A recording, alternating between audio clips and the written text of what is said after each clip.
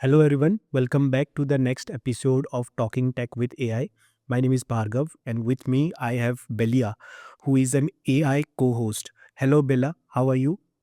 Hey, Bhargav. I'm doing great, and I'm really excited to dive into today's stories with you. Let's unpack what's shaping tech right now. Let's start off with this the biggest one, that is SpaceX acquiring Cursor for around $60 billion. And SpaceX is definitely a space company, and Cursor is a vibe coding platform. So the ideal question which comes up is, why is a space company interested in a vibe coding platform? Any thoughts on that? That's the billion-dollar curiosity, right?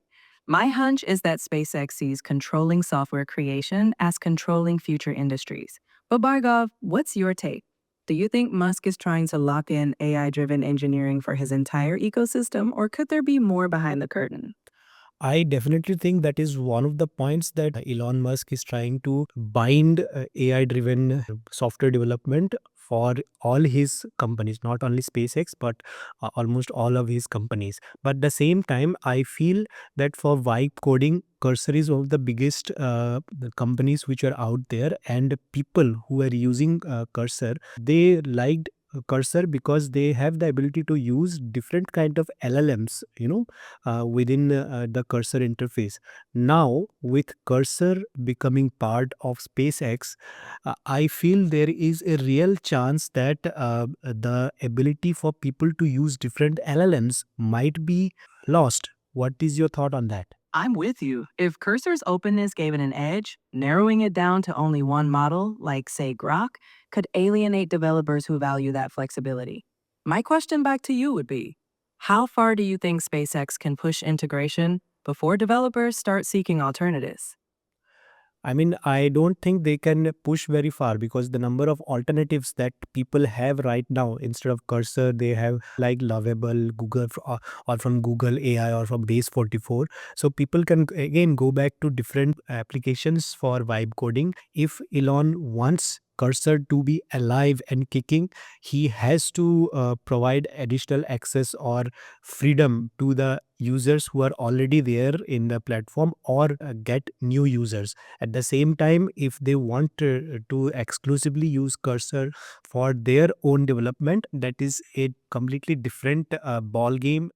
That makes sense. Essentially, if they close it off too much, they risk losing the very community that makes Cursor valuable. I'm curious, Bhargav, what would you advise a developer who's now uncertain about Cursor's future? I definitely would say that end user should have his options open. No, don't lock himself on into one specific provider.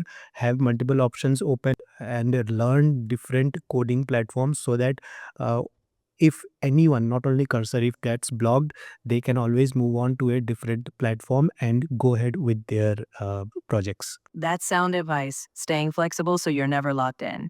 It's always wise to keep your toolkit diverse, especially when the tech landscape changes as fast as this one. Let's talk about Anthropic for a little bit. There has been a standoff going on between Anthropic and the Trump administration, right? And this is not a political, but it's a philosophical and legal war which is happening between these two entities.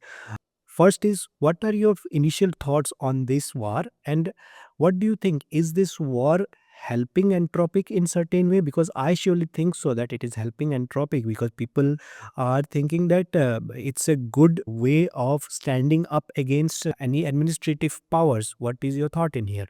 I think you're spot on. In many ways, the standoff has amplified Anthropic's reputation, almost a David and Goliath effect.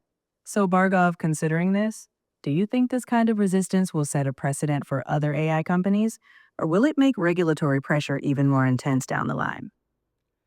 I think it's people have to balance between both, because at certain point the government also will not be able to provide any kind of leniency, because they need to have a free hand on how they are going to use a product that they have bought, and the military needs that flexibility. At the same time, the morality also needs to be there, where any unethical or unmoral use of a technology or a platform needs to be questioned not only by the developers or the companies, but from the from people within the government itself. And at this point of time, it surely feels like that question is not coming from the government, and that is the reason why Anthropic has to stand up for itself. I see exactly what you mean. When that balance isn't maintained between oversight and ethical use, companies will fill that void. And like you said, if those questions aren't asked from the top, others will rise to do so. Anthropic recently released a version of Mythos, that is Fable 5, which is a guarded version of Mythos. But after releasing, it was again has to be removed from Claude because of some sanctions raised by the United States government. Now, this puts the whole AI market in kind of a fix, because it gives a precedent, to to the government and other AI or companies as well, that government can come in at any time and ask that these some of the products can be removed from the market, in saying that it might be harmful for the national security. What do you think is going to happen in the future? Because anything can be marked as harmful to the national security and can be pulled out of the market. And how does this play out with other economies? Maybe this is good for the US, but other countries or companies outside the US would be losing their faith in the products from US. You're right, it's a double edged sword. On one hand, national security matters, but on the other, unpredictably could undermine trust in US based AI. So, Bhargav, do you think this will push AI companies to diversify geographically, perhaps setting up more hubs outside the US to hedge against these risks? I mean, quite contrary, what I think is that governments would bet on their own set of AIs, because at any point of time, if a AI company has their offices outside of US, it doesn't mean that they are not controlled by the US. Just having the data outside doesn't mean that they would comply. That's a compelling point. We might see more AI national champions emerge, each aligned with its government's strategic interests. That could reshape not just tech markets, but geopolitical dynamics. Let's keep that in mind as we track these shifts. Yeah, let's talk about a different point now. A new startup called Foundation Alloy that has come up with a super material, and this super material is created without the heat, right? And they are using powdered material to fuse themselves into one another, and they are doing it without heat. This is primarily important because for the last 4 to 5,000 years, humanity has been forging alloys by heating materials and turning them into liquid and then forging them into one.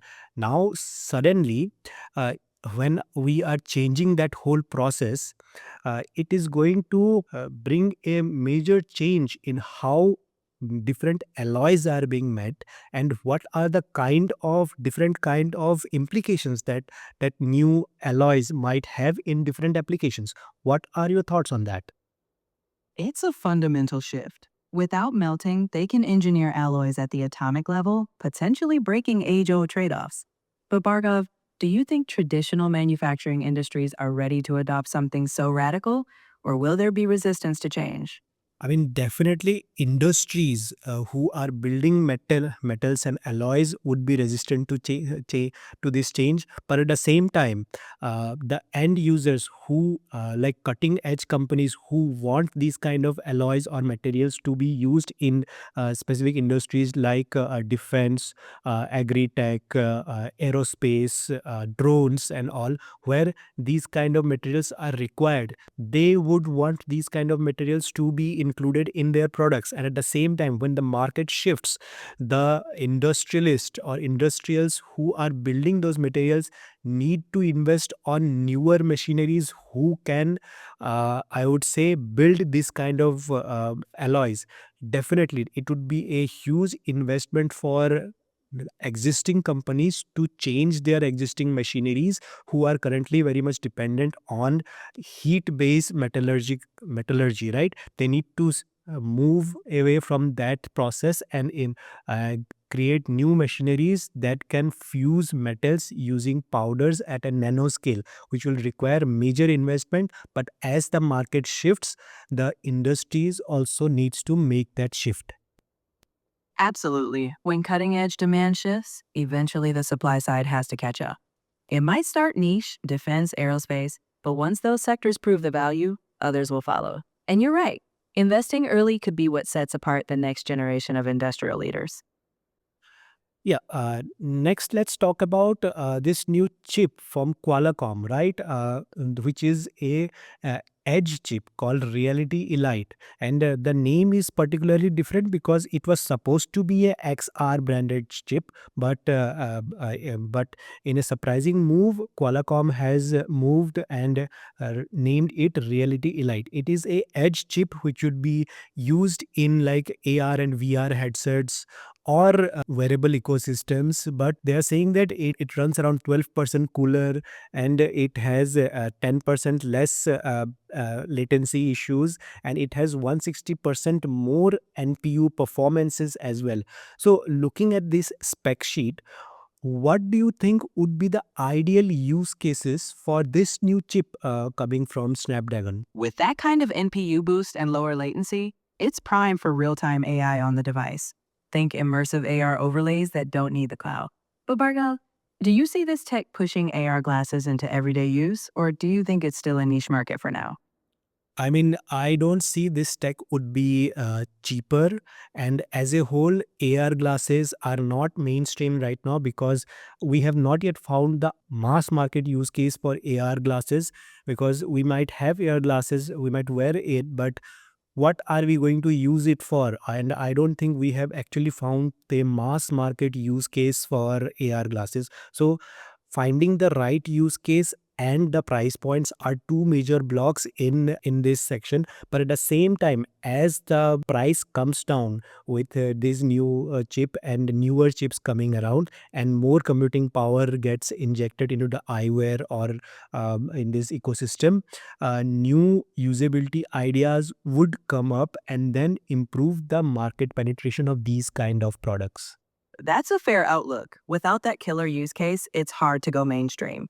But once price and power meet, someone might crack the code. We'll keep an eye on that evolution. Yeah, let's talk about a real market problem. I mean, Fire Sticks, Amazon Fire Sticks, and it lately what we have seen is that the old Fire Sticks, which have come up in like 2014-15 kind of era, they have become almost unusable because of the slowness. It is they are still working. I mean, it's very nice, but if we want to move from one show to another or one app to another, it becomes very, very, very slow.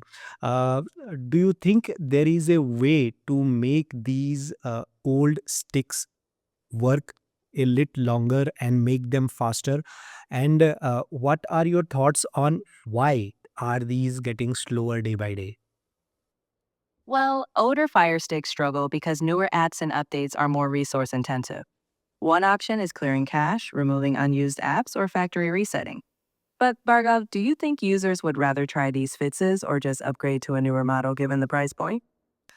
No, I don't think. I still think that the market for cheaper Fire Stick kind of devices is a huge, and people usually don't like to upgrade their devices, which are on their living rooms or their bedrooms. Maybe a phone can be upgraded once in a while or more frequently, but when it comes to devices on the living room, it is not getting upgraded in that frequently. So I don't think people would like to upgrade it once one. Maybe there would be a section of customers who would upgrade it, but at the same time, a large section of the customers would want the same Fire Stick to work without replacing or upgrading it. That makes sense. Many people see these as set it and forget it devices. In that case, Amazon will need to keep optimizing their software or risk losing that budget focused audience. Let's see how these companies handle longevity. Yeah. Let's talk about ChatGPT again.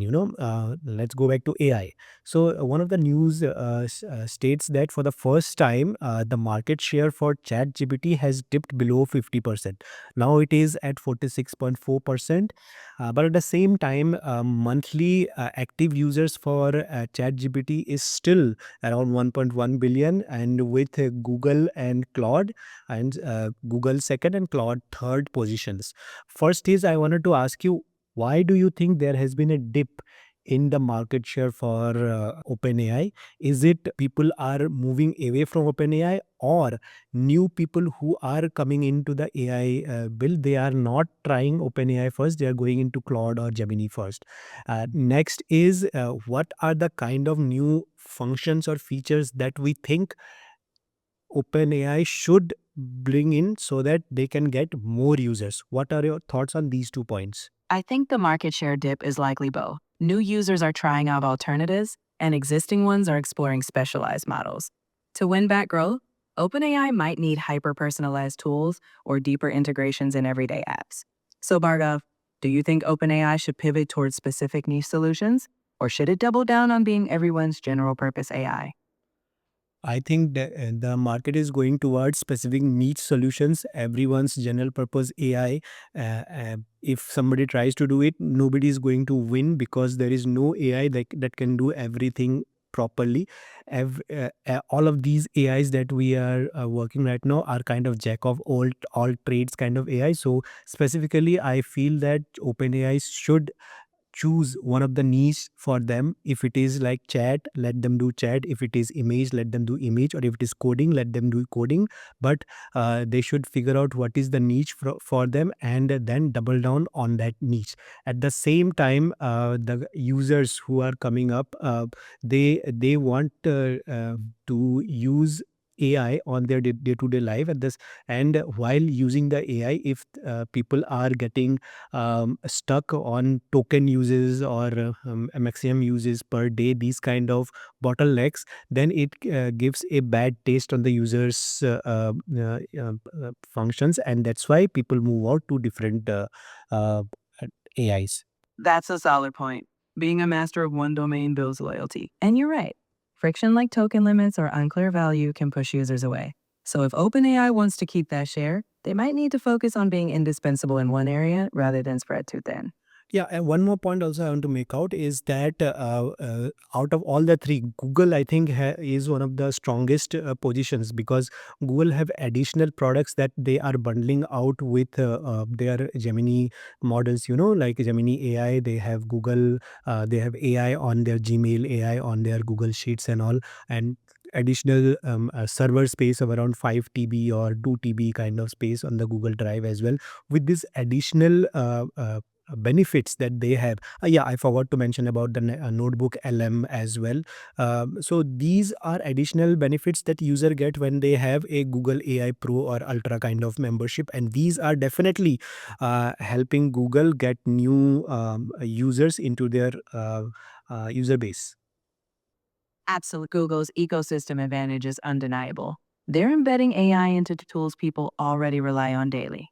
So, Bhargav, do you think OpenAI needs to partner with similar productivity platforms, or should they carve out an entirely different route? I mean, I definitely think that OpenAI should have a partnership with some of these productivity platforms, and bundling those platforms with some of their high value subscriptions is definitely going to help them, because building something up from ground up is going to take a lot of time and effort from the AI's point of view, and that would divert their development effort away from AI to a different kind of services. So in my opinion, OpenAI should have a partnership with some of the existing services that can be bundled up with their premium services. That's a smart strategy. Leveraging existing platforms lets OpenAI stay focused on what they do best while adding real world value for users. Yeah, let's talk about a bit of consumer tech. I mean, I want to talk about the iPhone Air 2. Initially, when iPhone Air came, it was really beautiful. People really liked it. But when it comes to sales, I think people were not happy with the battery backup and the camera quality. And depending on the price, it was since it was priced at around $999, the quality and the backup was not up to the mark. And I think Apple has actually listened to what people were saying, and because of that, they have doubled down on redesigning the iPhone Air in 2027, mind you, not 2026, 2027, and they are working on a two camera approach for iPhone Air 2 and better battery backup. So my question to you is, when they build a new camera module, do you think it is going to be the same 48 megapixel camera modules that we see on the iPhone normal models? And do you see a bigger battery being added to the device, or do you see better utilization of or better optimization of the technicals so that we can get more juice out of the batteries? I'd guess Apple will aim for both, using a 48 megapixel sensor like the mainline models for consistency, and likely improving battery chemistry alongside efficiency tweaks. But Bhargav, do you think these upgrades, especially pushing the release, will actually shift the perception of the Air, or is it still a niche luxury? It all depends on the kind of quality that is going to give. I mean, if the battery backup is on par with the original iPhones, and the camera quality, when they have two cameras, I think the camera quality should be comparable to what they have on the initial iPhones. And if both of these things can be met, I think on the kind of people who are it targeted at, since this it would be not very successful but relatively successful, because this is a definitely a designer kind of device which is focused at a specific section of the market, not a mass market product. But the premium would be for the design, not for the functions of this product. That's a sharp take. If the airline can carve out its space as a design focused statement piece, performance just has to meet expectations. It may never be a mass market iPhone, but it doesn't need to be. Yeah, this is the last topic I want to talk about. This is the new Google Home speaker. I mean, I think Google is finally coming up with a Google Home speaker that is Gemini enabled.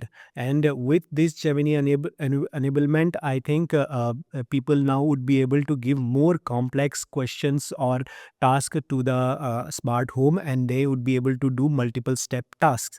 Uh, but doing this, I think they are also coming up with a subscription model for these home speakers, right? Which is, I think, around $10 per month for the Google Home tier. Uh, what are your thoughts on this subscription tier? And do you think uh, Google Home with Gemini would be a good choice for the customers?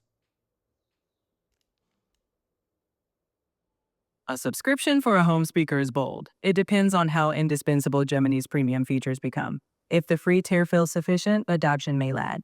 But Bhargav, do you think users are ready to pay monthly for advanced smart home AI? Or will they stick to simpler one time purchases?